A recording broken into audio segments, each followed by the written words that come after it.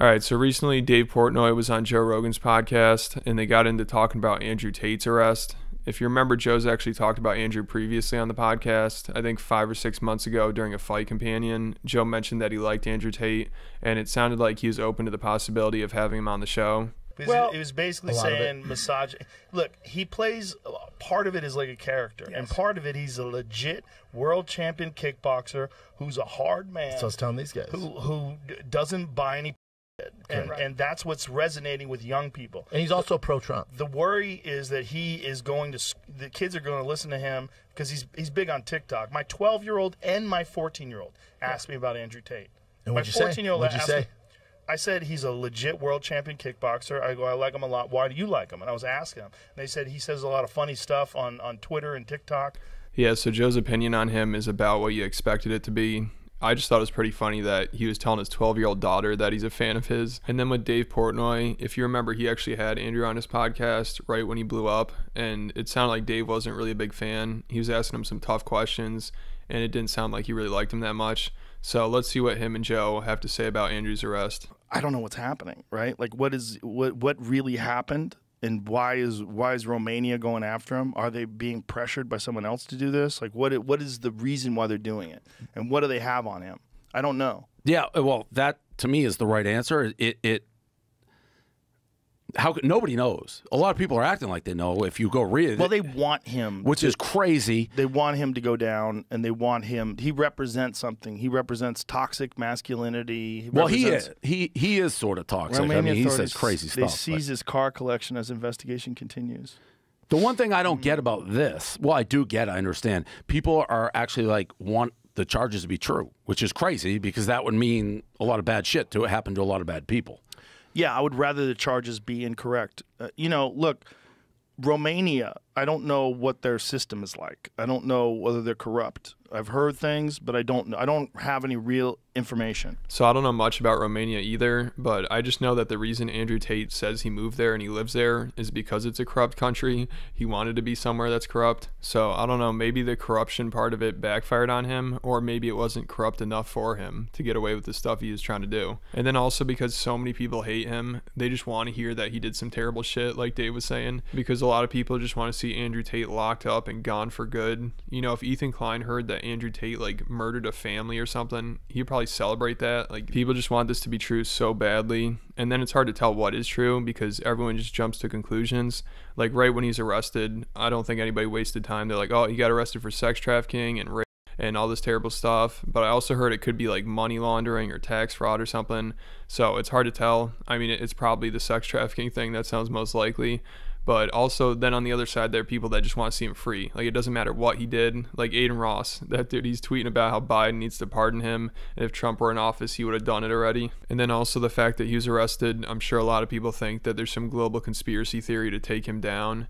So it's hard to tell what's going on because people are just on two completely different sides, and people just try to make up whatever fits their narrative. Like with the whole pizza box thing and his response to Greta Thunberg and people saying that that's what led to his arrest. I mean, maybe, but I don't know. That just sounds like people want it to be more epic than it is. Like, oh, look, this is how he's caught. That's hilarious. But at least when it comes to this, Joe is level-headed, and he's like, if he did that stuff, then he should obviously be in trouble for it. And if he didn't do it, then he should be let free. You know, if he really did like sex traffic people, if he really did all the things he's saying, well, I hope that gets proven in court, and I hope he gets punished if he really did that. If he didn't do that, I hope he gets exonerated, and I hope he gets the fuck out of Romania. I don't know. I don't know what he did. I know a lot of what he does is theater, right? A lot of what he does is very like satire. He plays the role of this boastful misogynist who smokes cigars and drives Lamborghinis, and that's his thing. And because of that, he's amassed an amazing amount of money.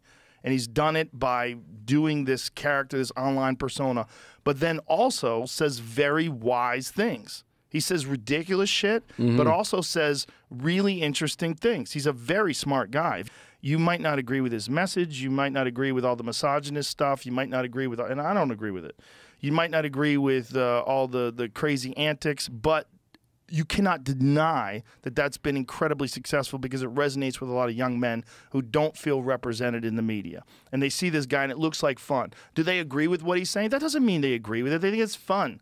It's like pro wrestling. He's like a bad guy in pro wrestling. He's a heel. He's smoking cigars with his Lamborghinis. And see, that's where I go.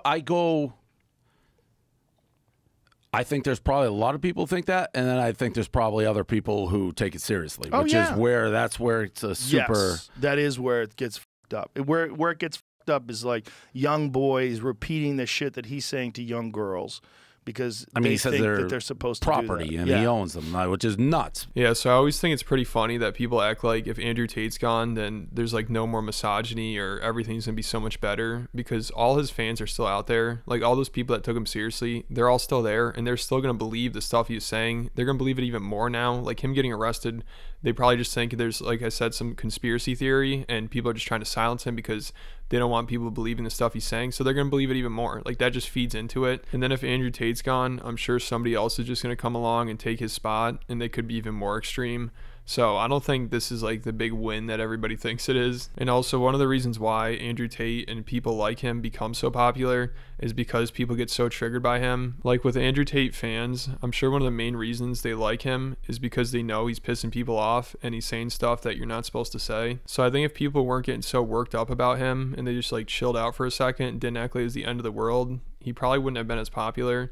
And I'm sure Andrew Tate, he knew what he was doing. You know, this was one of his tactics. He knew pissing people off on the internet is the best way to get attention. So I do think people overreact when they talk about him, but also obviously there are some problems with the stuff he's saying because people are going to take everything he says seriously, and there are kids that are going to be influenced by him. And so you hope people are like, oh, that's an act. The one thing I will say, for an intelligent guy, which I agree with you he is, to be doing the things he's being accused of doing and then go seek publicity is a very unwise move. If he did the things Correct. that he did. Then it's like what you would think if you're committing atrocities, you would try to stay under the radar. He does quite the opposite. Yeah. If all this stuff is true, it is pretty stupid of him to do that. But I also just think he probably thinks of himself as invincible. He thought no way he could get caught for doing anything because like the way he set everything up, you know, he's talking about he lives in Romania because it's really corrupt and he get away with more stuff.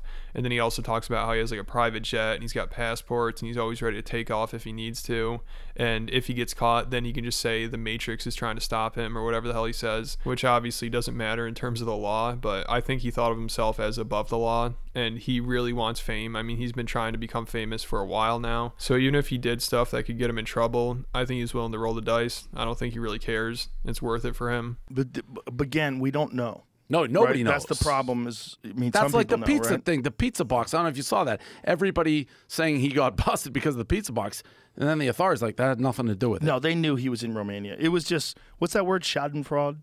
Schadenfreude. That's what it was. Like he's making fun of Greta Thunberg, and then he gets fucking arrested right afterwards. It's kind of hilarious. Yeah. The way it happens, like people said, it's the biggest like self-owned L. Third biggest tweet or retweet. It was Greta. I mean, it was okay. It's but kind of funny when she said that's what happens. You don't recycle your pizza that boxes. that was good. That was good. Chad, that shit's hilarious. You got to give it to her. Look, and also, like, why are you going after some 19-year-old autistic girl who's really into climate change? Like, figure out whether that was provoked. Like, he just did that out of the blue? Yeah, he's just talking shit. Now, again, that move from somebody who's being accused of sex trafficking, I think was thrown in there.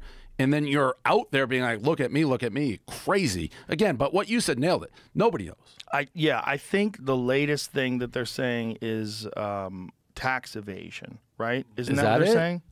I'll be honest with you. I'm Googling him now. I just found an exclusive story on Vice that says the reason he was kicked off of Big Brother is not the reason that was publicly known or what was thought of. It says that he was arrested for suspicion of rape in 2015. He was investigated over allegations of sexual assault and physical abuse in the UK, during which time he appeared on Big Brother for 5 days. This was just posted a little bit ago. UK authorities declined to prosecute. This says that they told the producers of the show like 5 days before he was kicked off, and then a video was found of him and a girl doing something that then they came out and said this was like a kinky video they were making, and everyone thought The he was kicked girl off for came the out and video. said that that was very consensual and that they were doing role play and that they liked to do this thing where he would like beat her up or This something. article is saying that didn't have anything to do with why he was kicked off the show. This is one of the perfect. I don't know. This is one of the perfect examples, though, of kind of what we're talking about. I don't believe Vice. I don't know. But yeah, I don't believe. How can you believe anything that is said about somebody so controversial? Because everybody seemingly has already made up their mind. Right. So where to get real information on him? Who knows? All the objectionable stuff, I think, also was unnecessary. I think if he I mean, I don't know him. If I did know him, I would tell him all the boastful shit and the shit about him being, you know, the top G and all that stuff. All that shit's great. But the misogynistic stuff, like if you have daughters or if you have a wife or if you have sisters and stuff like that, you don't want that. Well, you don't that narrative, like putting that out there, that's negative to everybody. It's not even positive to him. It's like it's not necessary. We had him on one of our podcasts, and he almost struck me exactly how you said. Like for, let's say, talking for 10 minutes, I'm like, oh, making sense, smart. And then he says something so Wild. over the top, literally like women are my property, like I own them. It's like, whoa, what'd you just say?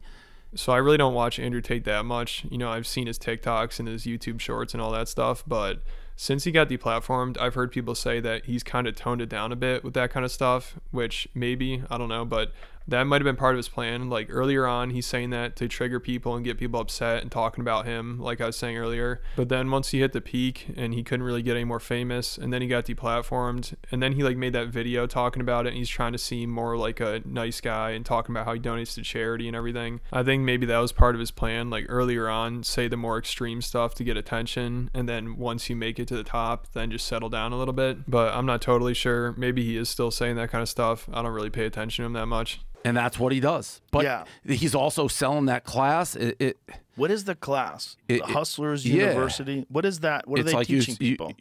to hustle. But what do they teach? Are they? To hustle. They can quit at any time they want. It's like $70 a month, and you Right. become a top G. That's literally. I mean, Hustlers University. Experience modern wealth creation. I haven't looked at this. I didn't know this was even real. Yeah, no, this is what he said. Like a main so many grifters. main business. Secure your spot for just $49 is your last chance to secure a spot or a discounted price. This weird countdown thing is such a trap Oh, that's on the internet. hilarious. Oh, Like my this- God. was I it only just have 1 recycled? hour, 10 sure. minutes and 36 seconds to sign up. And that's going to be 147. Jesus, if you don't make your enroll decision now, Jamie. You have only All right, an right. hour Let's before take this the class. Enroll. Before this Let's enroll. Let's enroll. What do we have to do? Click on that. Enroll now. Okay. What do we have to do? The Real World has launched a completely matrix independent platform where we teach you how to make money in the digital age. How do they teach you how to make money? You just hustle, man. You just hustle. So $600 a year. It's also another thing, like this Matrix thing, which he has, which again, I am a firm believer based on my experience. Like people are out to get you, they're out to get you. He also, if he committed these crimes, he's sort of brilliant. Be like, they're coming for me in the next couple days because you know they're coming, and then your followers go, aha, he was right. It's like a self-fulfilling Right. Who knows? Right. But I will say, he goes too far. Like, and yeah, you'd think rational people be like, whoa, you're crazy. But there's a lot of, but he, if you want to use the word toxic masculinity, he's it. That the bad stuff that he said embodies that. Yes. Yeah. Yeah. And that's what that's why people are rooting for what he said to be true. Because they don't want that. Right. But you're still crazy to root for that because you're not thinking about the victims that would be involved. You're basically, that means a lot of people were hurt. Well, it means if it's true, you want them to be punished. Correct. Like hoping that it's not true when it is true is not good either. No, but You know what I'm saying? Like if you're hoping that it's true and it's not true, that's horrible because you are hoping for people to have been victimized. I see what you're saying. Yes, right. Yeah. I mean, you should never hope violent crimes were committed. Right. Period. Absolutely. Agreed. Yeah, for sure. But you also hope that he's not accused of these things when it's just because of his bombastic personality Totally. and talking shit and getting all this attention, which he clearly has done. You got to wonder how much of it is sat. Like when he talked to Piers Morgan, that was a very interesting conversation because Piers confronted him on all these things, and he did a great job of explaining what he does and why he does it. And you know, it's like the guy went viral in a way that no one has.